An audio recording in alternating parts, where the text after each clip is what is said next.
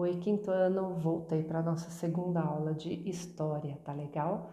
Nós vamos entrar agora no capítulo 3. Nós vamos falar sobre a civilização egípcia, tá bom? Quando a gente fala em Egito, qual é a primeira coisa que vem na cabeça da gente? Vamos lá? As pirâmides, as múmias, não é? Os faraós. A gente pensa nessas coisas grandiosas que tinham lá. E é verdade mesmo, tá certo? O Egito é uma das civilizações mais impressionantes da história e nós vamos ver agora um pouquinho, tá bom? Sobre esse assunto. Como, em uma época sem tecnologia, eles puderam construir as pirâmides? Alguns dizem que o Egito Antigo teve contato com extraterrestres, que teriam ajudado na construção das pirâmides. No entanto, é preciso acreditar mais na capacidade dessa antiga sociedade africana de realizar obras tão avançadas. Outros acreditam em lendas e maldições. Em 1922, o túmulo do faraó Tutankhamon foi descoberto. O corpo dele havia sido mumificado. O que é mumificado? É quando eles usam, é um método de preservação do corpo. Eles usam algumas substâncias que elas desaceleram a decomposição, tornando o corpo intacto. E aí foi encontrado e em volta do Tutankhamon havia muitas riquezas. Ele estava rodeado de riquezas. Pouco tempo depois dessa descoberta, um dos membros da equipe morreu. E aí o que aconteceu? Esse fato ajudou a espalhar a lenda da maldição de Tutankhamon. Na verdade, o pesquisador morreu doente, provavelmente contaminado por fungos ou por picadas de insetos quando ele esteve no Egito. Dessa forma, todos nós temos muitas curiosidades. E o que vocês vão fazer para mim agora?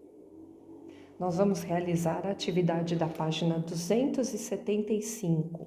Então, vocês vão pesquisar algumas imagens, alguns objetos, algumas construções, pode ser filmes, histórias em quadrinhos, vai ficar por conta da criatividade de vocês, tá bom? E vocês vão escrever um pouco sobre o que vocês pesquisaram e o que vocês mais gostaram sobre o Egito, tá? E ainda vão dar a opinião de vocês daquilo que vocês lembram sobre essa história muito legal que é o Egito. Continuando a nossa explicação, o Egito ele fica no nordeste do continente africano, região próxima à antiga Mesopotâmia. O clima lá é seco e a paisagem ela é desértica. Os povos que se deslocavam pela região, eles começaram a encontrar um rio, um extenso rio que cortava de sul a norte todo o nordeste do continente africano. Trata-se do rio mais extenso do mundo, o rio Nilo. Lentamente, esses povos se fixaram às margens do rio. Inicialmente, desenvolveram a pecuária e depois a agricultura. Com isso, foram surgindo as primeiras comunidades à margem do rio Nilo, conhecidas como nomos. Os nomos eram comunidades agrícolas e pastoris. Os seus habitantes faziam parte de uma mesma família, que era liderada por um nomarca.